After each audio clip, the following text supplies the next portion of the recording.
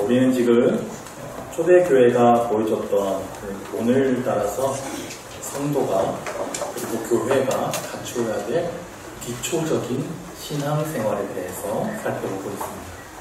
그 첫 번째로 회개에 대해서 살펴봤는데요. 회개란 생각을 바꾸고 길을 돌이키는 것이죠. 지난주에 탕자의 비유를 통하여서 자세히 살펴봤습니다. 초대교회 성도들은 말씀을 듣고 마음에 찔렸습니다. 우리가 어찌할꼬 하면서 회개했습니다. 앞으로 어떻게 살아가야 할지, 변화되어야 될 삶의 모습들을 질문했어요.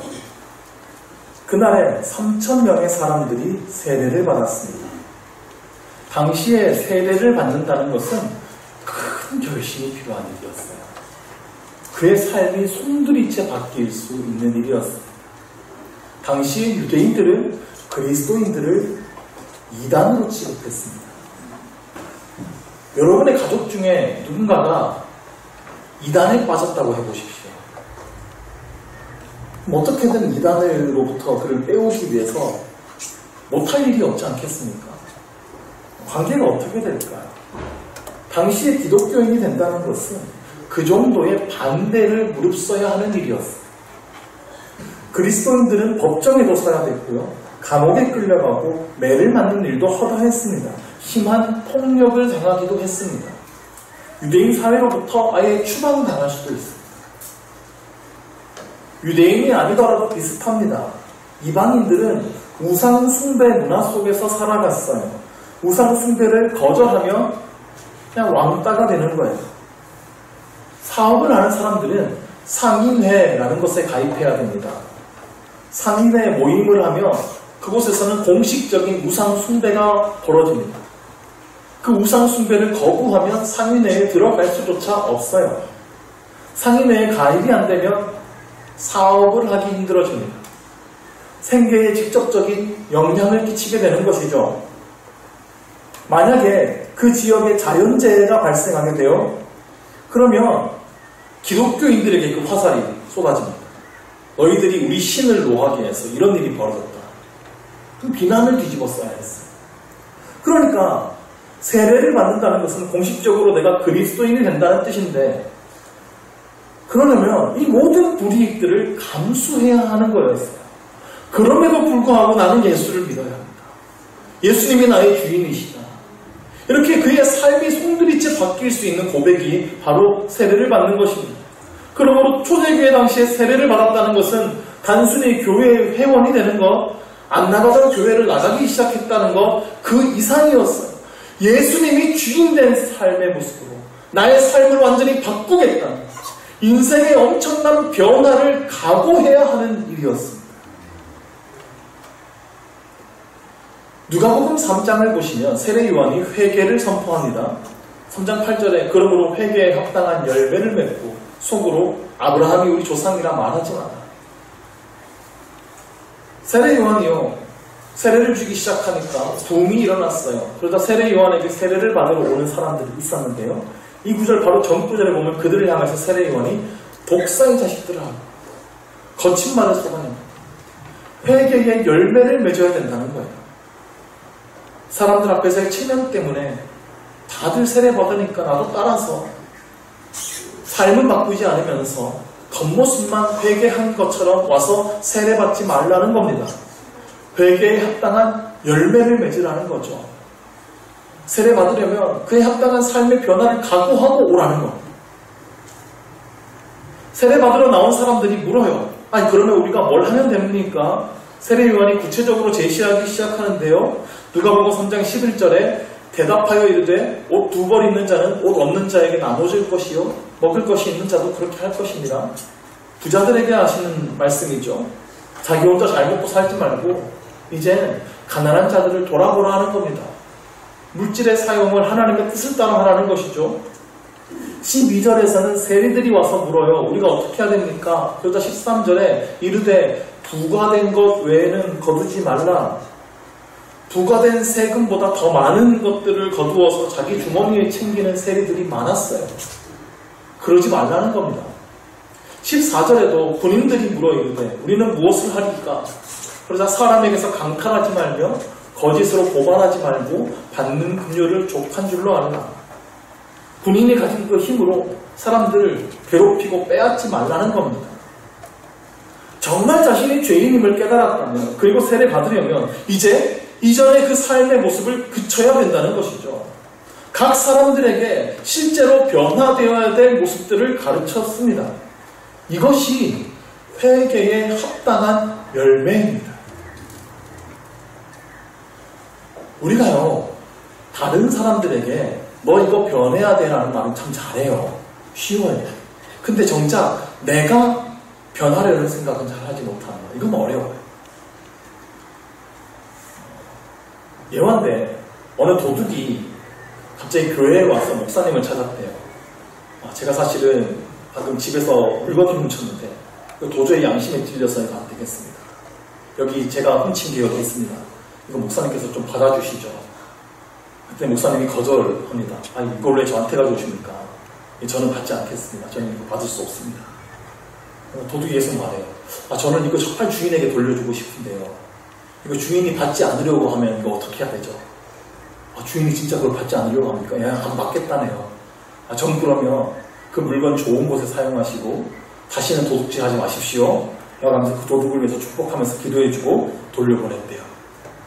그 목사님이 집에 가봤더니 집에 도둑이 들었답니다. 알고 봤더니 도둑이 들고 왔던 그 물건이 그 목사님 물건이었던 거예요. 그냥 내 물건 돌려주려고 했는데 내가 거절했고, 그럼 안 되는데 이거 받을걸. 그럼 왜 돌려줬나? 남의 일일 때는요, 마음 편하게 얘기할 수 있어요.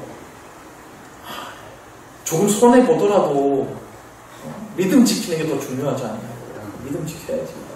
남의 일일 때는요, 힘들어도 용서해주라고 먼저 손을 내밀어라고. 근데 그 일이 정작 내 일이 되면요, 정말 이거 힘이 듭니다. 얘기가 달라져요. 원래 남의 일은 작아 보이고 내 일은 커 보여요. 나를 바꾸는 일은 정말 힘든 일입니다. 그런데 세례요한은 각 사람을 향하여서 분명히 회개의 열매를 맺으라고 외치고 있습니다. 정말 회개했다면 그의 삶에서 그 변화된 삶의 모습이 보여야 된다는 것이죠. 예수님도요, 열매를 보신다고 하셨습니다. 정말 그에게 믿음이 없는지 있는지를 보려면 그의 열매를 보면 안다는 거예요. 열매로 판단하시겠다는 겁니다.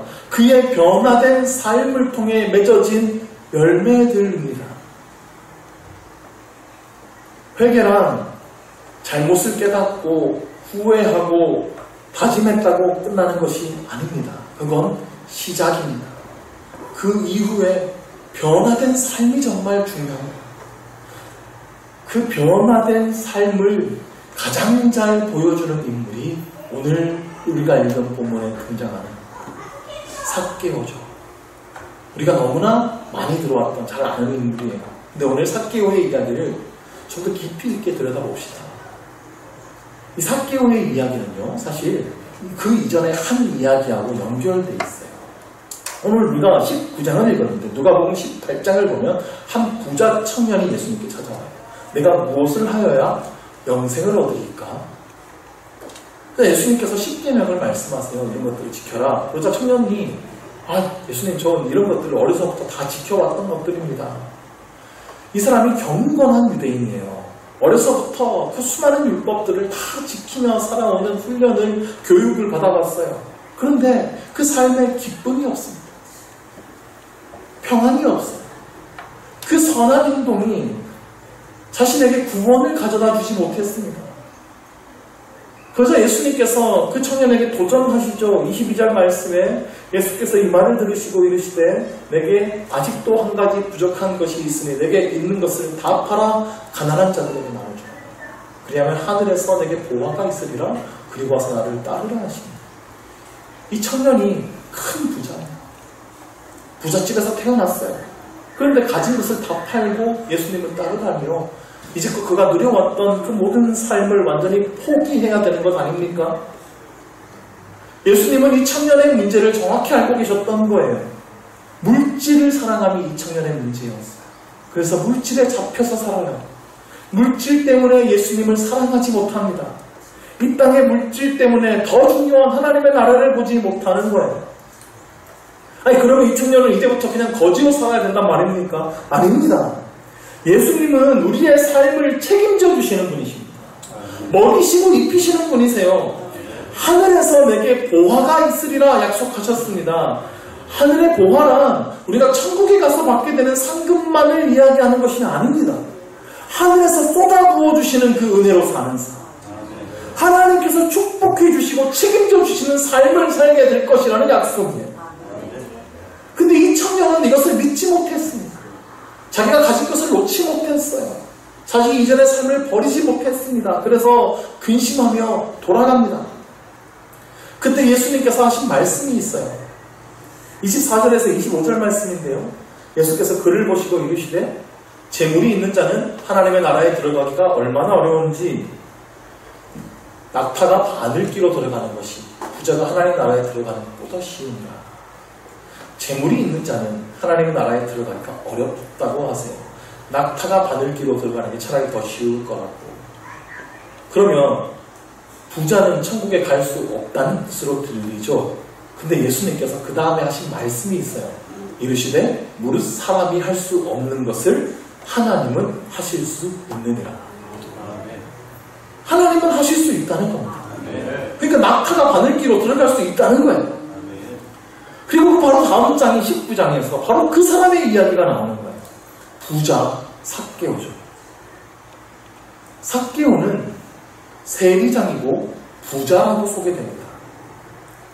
당시에는요, 로마 제국이 온 세상을 통치하고 있을 때입니다. 로마 제국의 시민들은 나라에 세금을 내지 않습니다. 그러면 로마에게 정복당한 사람들이 세금을 내죠. 로마가 정복한 지역에서 세금을 받는 방식이 있어요. 입찰을 받아요. 정해진 세금 수준이 있긴 합니다. 근데 제가 매년 이만큼의 세금을 나라에 바치겠습니다라고 입찰을 걸게 하는 거예요. 그럼 그 지역에 사는 로마 귀족들이 입찰을 겁니다. 얼마 내겠습니다. 그 낙찰을 받으면 이제 로마 귀족이 세금을 걷어야겠죠. 근데 직접 걷지 않습니다. 세리장을 고용합니다. 세리장은 세리들을 관리하는 사람이에요. 세리들이 직접 세금을 걷어서 세리장에게 냅니다. 그럼 세리장이 그것을 로마 귀족에게 바치고 로마 귀족이 로마 제국에 바치는 거예요. 세리장과 세리는 보통 그 나라 사람들로 고용합니다. 그러니까 세리들은 자기 민족에게서 세금을 걷어서 로마에 바치게 되는 거예요. 그러니까 매국노 취급을 받죠. 저 로마의 앞자리. 로마 제국은요, 아까 입찰받은 그 약속한 세금만 잘 바치면 간섭을 하지 않습니다. 그러니까 실제로 백성들에게 얼마의 세금을 걷든지 신경 쓰지 않는다는 겁니다. 자, 로마 귀족이 지금 입찰을 받았는데 그 입찰 받기 위해서 로비나 뒷거래를 할 수 있겠죠. 자, 그래서 낙찰 받았으면 그럼 그 다음에는 이 세금 걷는 일로 본전을 뽑으려고 하지 않겠습니까? 그러니까 더 많은 세금을 걷어서 자기가 남기고 약속한 세금만 바치는 겁니다. 그러면 세리들은 어떨까요? 세리들도 마찬가지죠. 윗물이 썩어 있으니까 아랫물도 썩는 겁니다. 세리들도 그들이 관리하는 세리장도 그들이 걷어야 될 세금보다 더 많은 세금을 걷어서 자기 주머니에 챙기는 거예요. 그러면 결국 백성들만 등골이 빠지게 되겠죠. 자, 세리가 엄청나게 높은 세금을 걷어가는데 그 중에 얼마는 자기 주머니에 챙길 거라는 걸 사람들이 다 알아요. 그러니까 세리들을 더 싫어하죠. 그래서 당시 세리에게는 별명이 있었는데 허가받은 도둑이라고 했어요.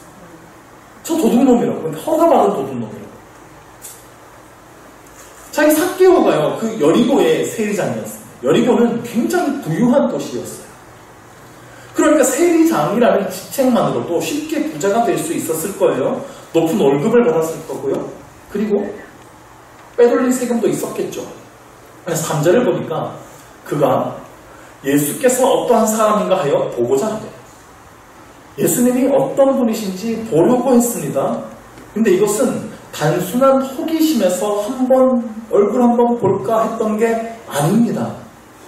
여기서 보고자 했다라고 하는 단어는 기속적인 행위를 나타내는 거예요. 그러니까 삭개오가 예수님을 만나기 위해서 계속해서 애써 왔다는 겁니다. 그리고 드디어 기회가 온 거예요. 아마도 삭개오는 예수님이 어떤 분이신지에 대해서 계속 전해 들었을 겁니다. 예수님이 행하셨던 놀라운 기적에 대한 이야기들도 들었을 것이고요. 그리고 예수님이 가르쳤던 말씀들도 전에 들었겠죠. 근데 그 중에서 삭개오의 마음에 가장 끌린 것은 아마도 그가 세리와 죄인들의 친구라는 점이었을 거예요. 사람들은 전부 다 세리를 죄인이라고 손가락질하면서 가까이 하지 않습니다. 도둑놈이라고 경멸과 멸시의 눈으로 쳐다봅니다. 근데 예수님은 그러지 않으신다는 거예요. 세리들과 함께 식사하시고 그들의 이야기를 들어주십니다. 심지어 예수님의 제자 중에서도 세리가 있어요. 이름이 뭔지 아세요? 마태. 너무 잘 아시네요. 마태입니다. 마태가 세리 출신이었죠. 그래서 삭개오는 예수님을 만나기 위해서 애를 쓰고 있었는데 마침 예수님께서 여리고를 지나가신다는 거예요. 수많은 사람들이 소문을 듣고 몰려들었습니다. 삭개오가 예수님께 가까이 갈 수가 없는 거예요. 두 가지 장애물이 있습니다. 키가 작고 사람이 많았죠. 삭개오는 키가 작았습니다. 사람들로 인하여서 도저히 예수님의 얼굴을 볼 수 없을 만큼 키가 작았습니다. 그러니까 아마도 성인 남자의 어깨 정도 오는 키였을 것 같습니다. 사람이 많은 것도 문제였어요. 그 많은 사람들 중에서 삭개오에게 길을 터줄 사람, 배려해줄 사람은 아무도 없습니다. 삭개오는 정말 예수님을 만나기 위해서 애를 쓰고 있는데 방법이 없네요. 그런데 삭개오는 여기서 포기하지 않죠. 달려가서 돌 무화과 나무에 오릅니다. 예전 성경에는 뭐라고 되어 있었죠? 뽕나무라고 되어 있었죠. 이렇게 생긴 나무예요. 잎은 뽕잎인데 열매는 무화과하고 비슷한 게 열린대요. 그래서 정확히는 무화과 뽕나무라고 합니다. 근데 이게 굵은 가지가 좀 아래쪽에 있어서 올라가기가 쉽습니다. 그 지난주 말씀에서 아들에게 달려간 아버지에 대해서 이렇게 말씀드렸지만 당시 문화에서 이렇게 사회적 지위와 체면이 있는 사람들은 절대 이런 행동을 하지 않습니다. 근데 삭개오가 달려갔어요. 그리고 나무 위에 오릅니다. 달려가고 나무 위에 오르는 순간 사람들의 조롱이 시작됐을 거예요. 좀 뭐 하는 거냐? 되게 웃긴다. 웃음거리가 됐을 겁니다. 삭개오도 그걸 알고 있어요. 그런데 예수님을 보고자 하는 그 삭개오의 열망을 막을 수가 없었던 것입니다. 사회적인 체면도 사람들의 비웃음도 그의 작은 키조차도 장애물이 될 수가 없었어요. 어떻게든 나는 오늘 예수님을 만나야 되겠다는 열망으로 가득 찼던 것입니다. 삭개오가 왜 이렇게 예수님을 만나고자 했을까요? 그의 마음속에 있는 갈급함 때문이었습니다. 많은 돈을 벌었고 세리장의 자리까지 올랐지만 그 채워도 채워지지 않는 그 영적인 갈증, 예수님께 찾아와서 물었던 그 부자 청년의 물음처럼 제가 어떻게 해야 구원을 얻을 수 있습니까? 풀리지 않는 문제예요. 아무리 의리의리한 집에 살아도 마음이 불안한 거예요. 아무리 좋은 침대를 사다 놓고 비싼 이불을 덮어도 잠이 오지 않는데요. 아무리 좋은 음식, 맛있는 음식으로 내 배를 채워도 그 마음의 허전함을 채울 수가 없는 겁니다. 친구들을 만나고 재미있게 이야기하고 여행 가고 놀고 해도 재밌죠. 근데 그 순간뿐인 거예요. 삭개오는 이 예수님을 통하여서 영원한 생명을 얻기 원했습니다. 그 열망이 삭개오를 이 나무에 오르게 한 겁니다. 예수님께서 그 삭개오가 오른 나무 아래로 지나가셨습니다. 그리고 나무 위에 삭개오를 보시죠. 삭개오야, 속히 내려오라. 예수님은 이미 삭개오의 이름을 알고 계셨어요. 이전에 삭개오를 만나신 적이 한 번도 없으세요. 근데 예수님은 모든 것을 아시는 하나님이신 겁니다. 삭개오의 이름을 아셨다는 것은 그에 대해서 알고 있다는 겁니다. 그가 어떠한 삶을 살아왔는지, 그가 어떤 마음으로 그 나무에 올라갔는지를 다 아신다는 겁니다. 예수님은 여러분의 이름을 아십니다. 여러분이 어떠한 삶을 살아왔는지, 여러분의 안에 어떠한 갈증이 있고 아픔이 있는지, 여러분이 어떠한 마음으로 지금 이 자리에 나와 계시는지 예수님은 다 알고 계신다는 겁니다. 그리고 부르시는 거예요. 내가 오늘 너희 집에 유하여야 하겠다. 내가 오늘은 너희 집에서 묵어야 되겠다. 라는 말씀인데요. 잘 한번 이 말씀 생각해 보세요. 좀 이상하지 않으세요? 여러분의 지인이 강릉에 놀러 왔어요. 여러분에게 전화해서 나 지금 강릉에 왔는데 너희 집에서 묵어야 되겠어. 이렇게 말하나요? 뭐 아주 친하면 그럴 수도 있겠죠. 근데 보통은 내가 너희 집에서 좀 묵어도 될까? 좀 재워줄래? 괜찮겠어? 이게 정상이죠. 근데 예수님은 지금 처음 본 삭개오에게 나는 오늘 너희 집에서 묵어야 되겠어. 라고 말씀하셨어요. 자, 계시록 3장 20절 유명한 말씀이죠. 볼지어다 내가 문 밖에 서서 두드리노니 누구든지 내 음성을 듣고 문을 열면 내가 그에게로 들어가 그와 더불어 먹고 그는 나와 더불어 먹으리라. 예수님이요, 우리의 집에 함부로 쳐들어오시는 분이 아니세요. 밖에서 문을 두드리십니다. 그리고 문을 열면 들어가서 함께 거하시는 겁니다. 근데 삭개오에겐 지금 내가 너희 집에 묵겠다라고 말씀하셨어요. 그러면 뭡니까? 삭개오는 이미 문을 연 겁니다. 예수님을 만나기 이전부터 삭개오는 이미 예수님께 문을 연 겁니다. 예수님을 만나고자 애쓴 그 나무 위에 오른 그 삭개오의 행동이 이미 예수님께 문을 연 것입니다. 삭개오는 예수님의 이 부름을 듣고 급히 내려옵니다. 그리고 즐거워하면서 영접합니다. 책을 하나 소개하려고 하는데 내 마음 그리스도의 집이라는 책이 있어요. 아주 좋은 책입니다. 빌려가셔도 됩니다. 굉장히 좋은 이유는 책이 굉장히 얇아요. 작아요. 그 안에 그림도 많아요. 그래서 읽기가 굉장히 편합니다. 재밌는데 깊이 있는 영적 통찰이 있어요. 전 세계적으로 1000만 부 이상 팔렸다고 합니다. 처음 들어보셨죠? 예수님께서 이 주인공의 집에 찾아오세요. 예수님과 함께 집에서 교제를 나누기 시작하시는데요. 서재같이 들어갔는데 예수님께 보여드리기 부끄러운 책들이 몇 권 있는 거예요. 급하게 책을 내다 버립니다. 주방에서 함께 식사도 하고요. 거실도 함께, 침실도 함께, 작업실도 가고 하는데 가는 곳마다 예수님께 부끄러운 모습들, 그런 것들이 자꾸 보이는 거예요. 자꾸 치웁니다. 근데 주인공이 예수님과 그렇게 함께 있으면서 깨닫게 된 것이 있어요. 내 마음을 깨끗하게 하는 것이 내 힘으로 너무 힘들다는 거예요. 어느 한 방을 청소하면 또 다른 방에 먼지가 쌓입니다. 계속 자기 힘으로 치우다가 감당할 수 없을 만큼 힘들고 지친 거예요.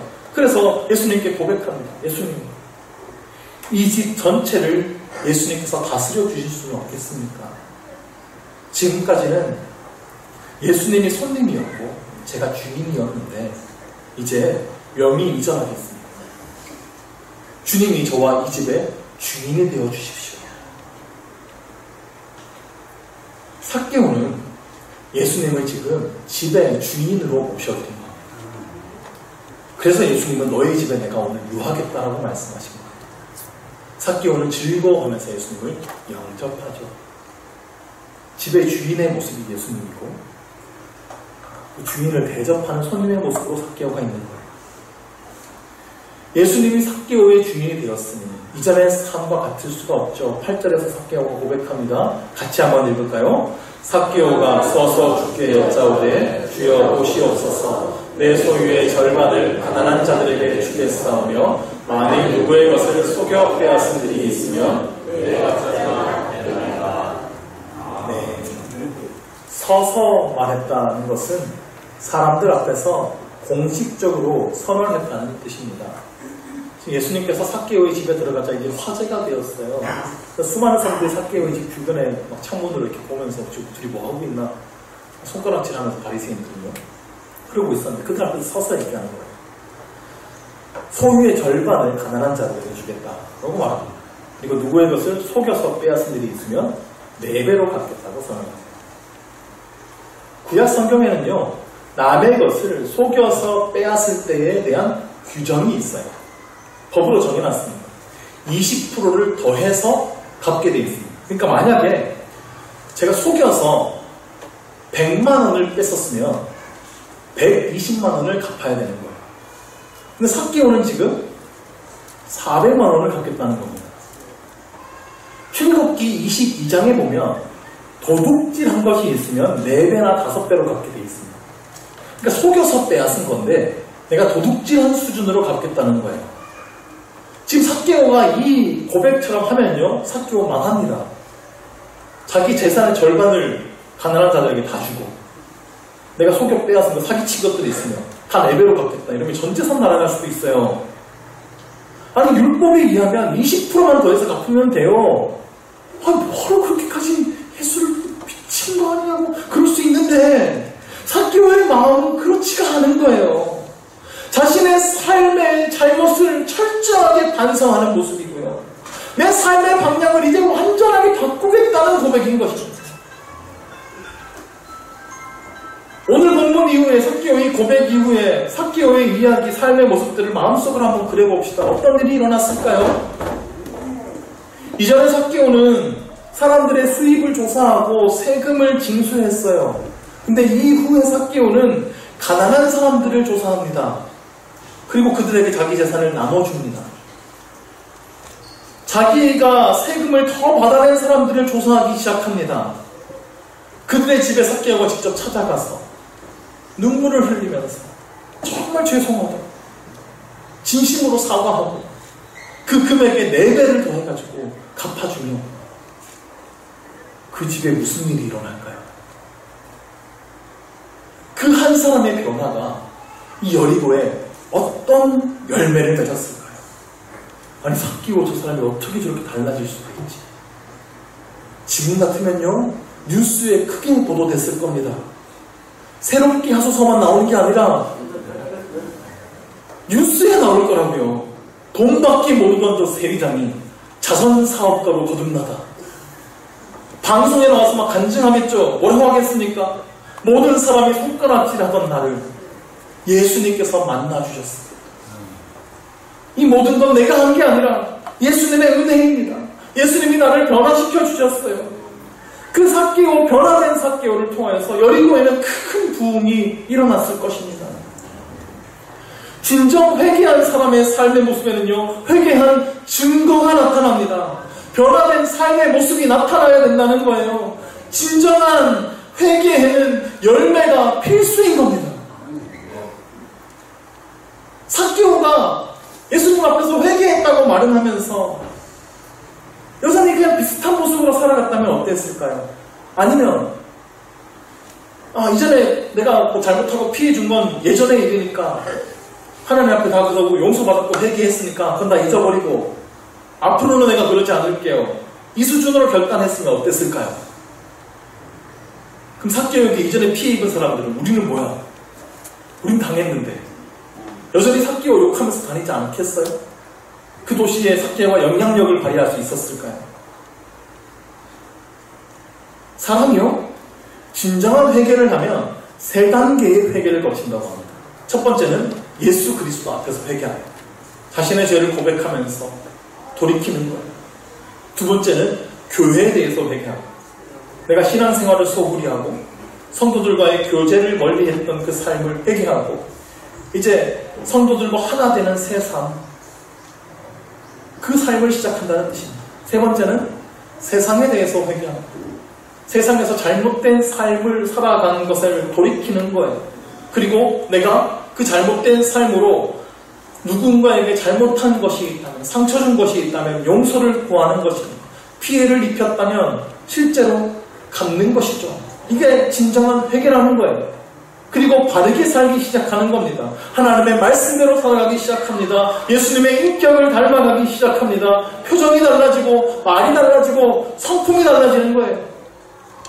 저 사람이 예수님을 믿더니 완전히 달라졌다는 증거가 우리에게서 나타나야 되는 것입니다. 그게 회개한 겁니다.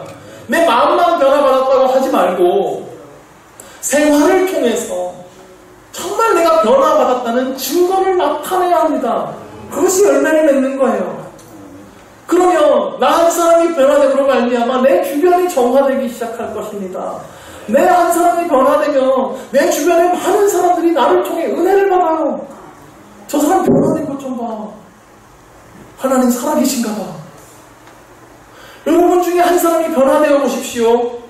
여러분이 속한 구역이, 여러분이 속한 기관의 분위기가 달라질 것입니다.